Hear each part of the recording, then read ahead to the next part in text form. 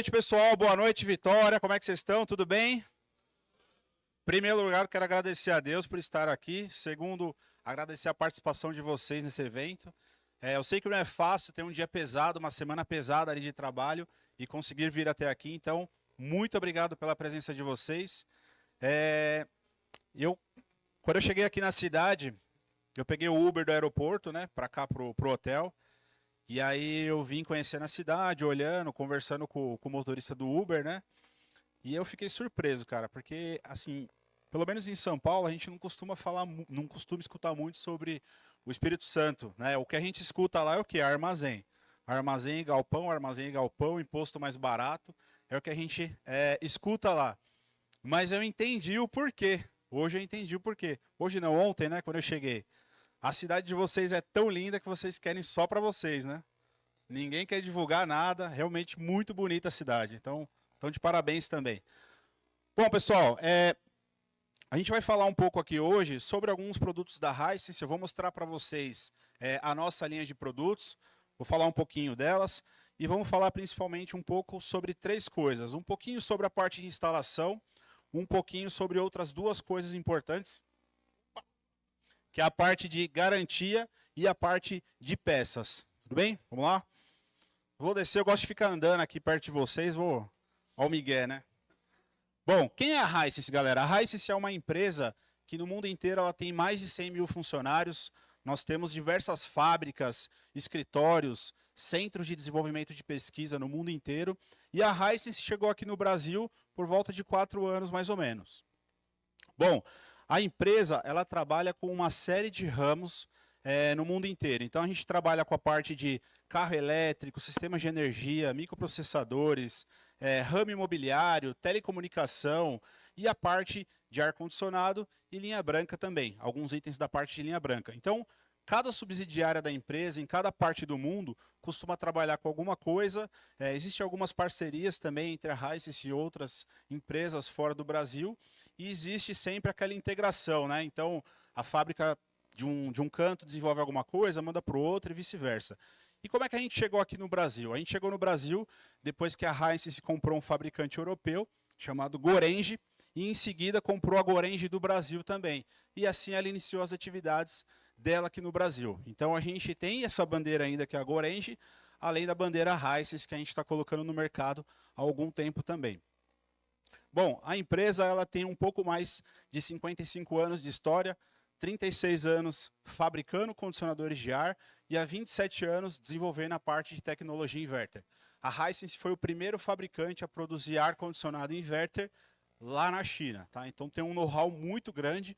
Hoje nós estamos na 9ª geração dessa tecnologia, então sempre desenvolvendo novos componentes eletrônicos, novos algoritmos, sempre em busca de uma eficiência energética maior e de um funcionamento melhor da parte inverter.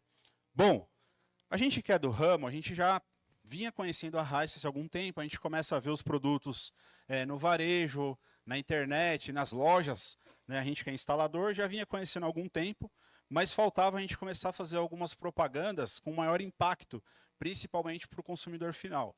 E agora, com o Mundial de Clubes, a Hisense patrocinou o Mundial de Clubes e a gente teve a oportunidade de mostrar um pouquinho da marca e do nome Hisense para o usuário final, para o consumidor final, né? Acredito que vocês devam ter visto aí durante o campeonato algumas propagandas ali no telão, no VAR, né? Enfim.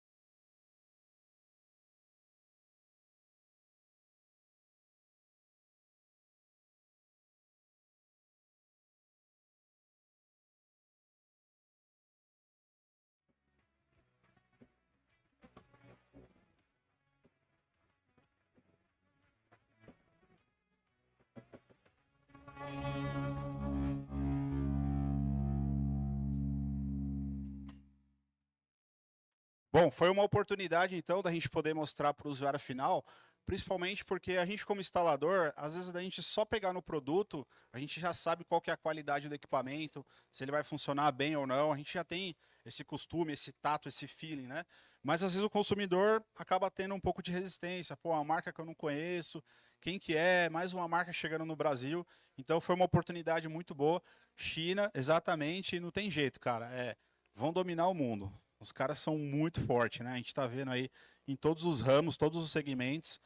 E, enfim, já foi a época que lá a gente podia duvidar de alguma coisa, né? Hoje em dia é tudo que tem no mundo vem de lá, né? Basicamente, né? Então, até exatamente, né? Com certeza. Bom, linha de produtos, galera. O que, que a gente tem hoje no mercado brasileiro? Na parte de ar-condicionado. A gente vai ter a linha residencial, onde nós vamos ter o Highwall, o ar de janela e o condicionador de ar portátil.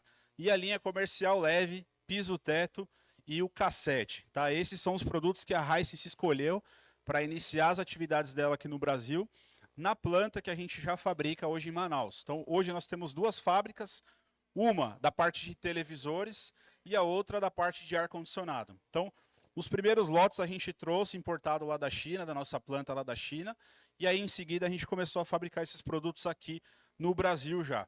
Desses produtos, os três aqui de cima, Highwall, piso teto e cassete, são condicionadores de ar inverter. E aqui embaixo nós temos o ar de janela e o portátil, que trabalham com compressor on-off. Até o final do ano a gente vai lançar mais alguns produtos, então mais ou menos uns 2 modelos de Highwall, o ar de janela inverter e alguns modelos de piso teto também. Tá? Fora do Brasil, galera, o que, que a Hisense tem? Além dessa linha de produtos, a Hisense tem VRF, chiller com condensação a ar, chiller com condensação a água, intercambiadores de calor. Então a empresa ela tem uma gama muito grande e completa na parte de ar-condicionado. Porém, ela optou em trazer primeiro esses produtos unitários para começar a apresentar a marca e os equipamentos, né, para depois sim começar a trazer outros produtos. Bom, todos esses equipamentos que a gente acabou de ver aqui, com exceção do ar de janela de 12.000, já vem com Wi-Fi integrado, tá? Então não precisa conectar nada, já vem no produto, é simplesmente, terminou de instalar o produto, baixa o aplicativo, que é o Connect Life, faz um cadastro e a gente já consegue utilizar o celular, por exemplo, como controle remoto ou como equipamento para fazer acionamento à distância, né? Então, à distância, ligo, desligo, mexo na temperatura e etc.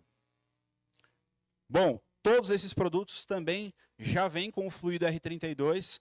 E o R32, galera, é um fluido, é o mais moderno que a gente tem na parte de ar-condicionado. Né? Eu acredito que boa parte de vocês já estejam acostumados com o R32. E é uma tecnologia, um fluido que não vai voltar. Tá? Eu trabalho com refrigeração há um pouco mais de 23 anos. Então eu catei o finalzinho ainda lá do R11, 12, 13 e fui conhecendo e trabalhando em campo com a evolução desses fluidos. Né? E hoje, por que o R32 acabou dominando essa parte de climatização? Porque ele tem uma eficiência energética muito grande comparado com o antecessor dele, que é o R410A, e ele tem um menor impacto ambiental. Então, são as duas coisas que a gente considera ali de qualidade no fluido refrigerante. Eficiência energética e menor impacto ambiental. Tá? Coisa legal de falar com o R32. Talvez alguns não conheçam, mas é uma coisa legal. Como esse fluido ele tem uma eficiência energética maior, a gente precisa de menos volume de fluido refrigerante circulando no sistema. Como a gente precisa de menos fluido refrigerante circulando no sistema, a gente acaba diminuindo o tamanho do compressor. Quando diminui o tamanho do compressor, que é o componente que mais gasta energia, a gente consegue reduzir e melhorar a eficiência energética do equipamento, tá bom? Então o tamanho do compressor diminuiu porque a gente precisa de menos volume de fluido refrigerante circulando no sistema. Não a bobagem que a gente vê alguns caras falarem aí que tá vindo menor, que não sei o quê. Tem uma explicação sobre isso, né? Se vocês tiverem curiosidade um dia de entender um pouco melhor, quem não conhece essa parte, estuda um pouquinho sobre gráfico pH, entalpia, começa a rabiscar nesse gráfico que vocês vão entender por que o tamanho do compressor diminuiu devido ao fluido refrigerante. Tá? E apesar de ser um fluido que a gente já está acostumado na parte de climatização, a gente vai ver aqui, vamos falar um pouco sobre instalação, tem algumas coisas que em campo a gente ainda negligencia, né? Então...